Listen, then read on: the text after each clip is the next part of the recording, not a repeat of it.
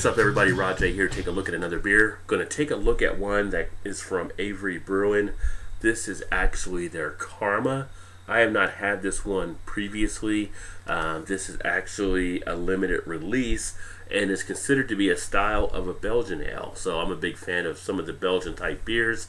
So definitely looking forward to checking this one out. As you can see on the bottles, kind of got the little Karma symbolism.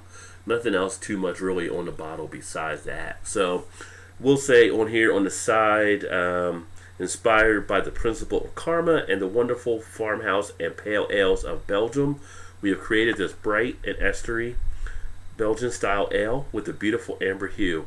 Here's to being good.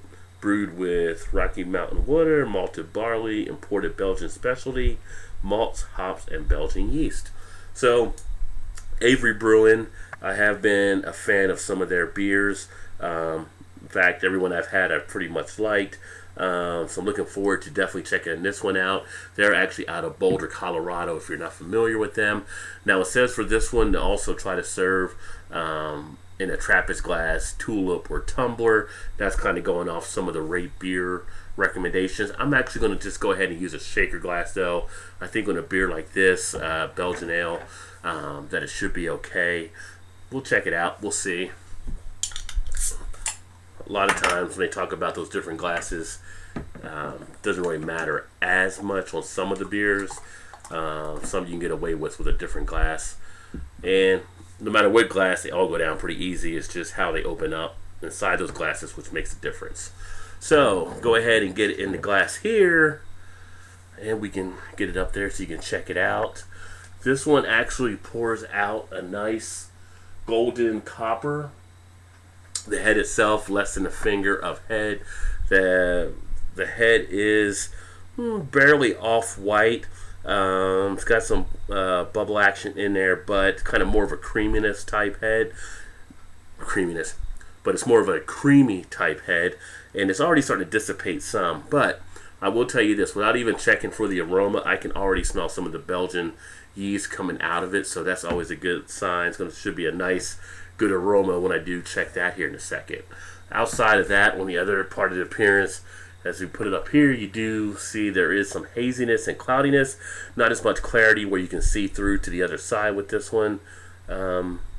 Nothing inside as far as anything like any yeast or stuff like that, so very well conditioned.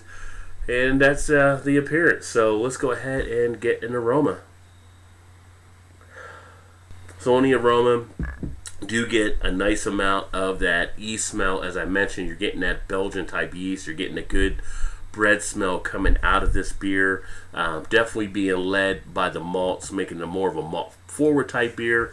The IBUs on this one are only a 10, so that also, with that low IBU, will tell you that it is more of a malt driven type beer.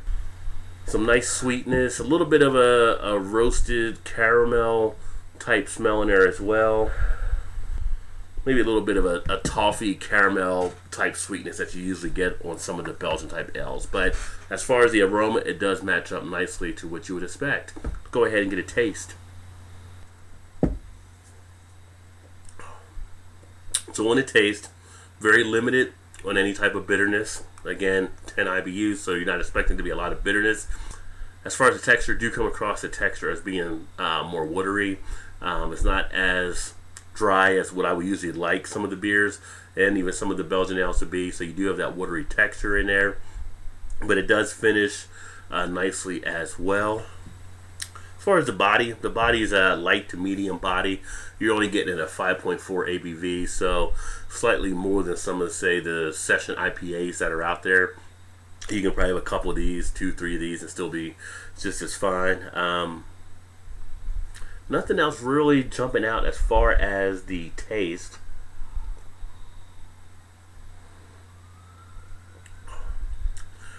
I will say, on the mouthfeel, you do get a nice sweetness as it hits your palate, and it's in your mouth. As far as, you know, if you hold it before you actually take that swallow, you do get some nice flavor in there. It's almost like when you smoke a cigar, you hold it in there before you blow it back out.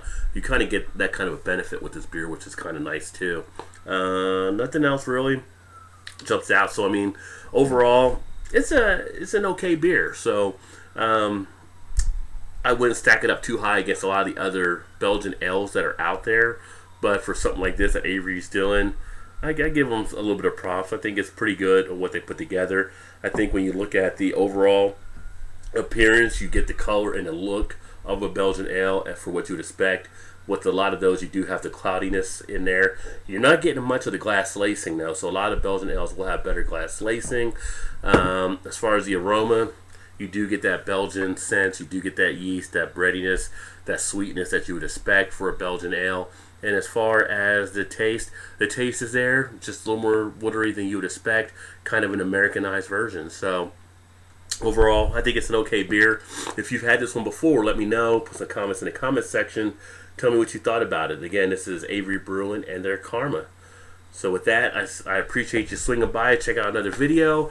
Make sure you like and subscribe.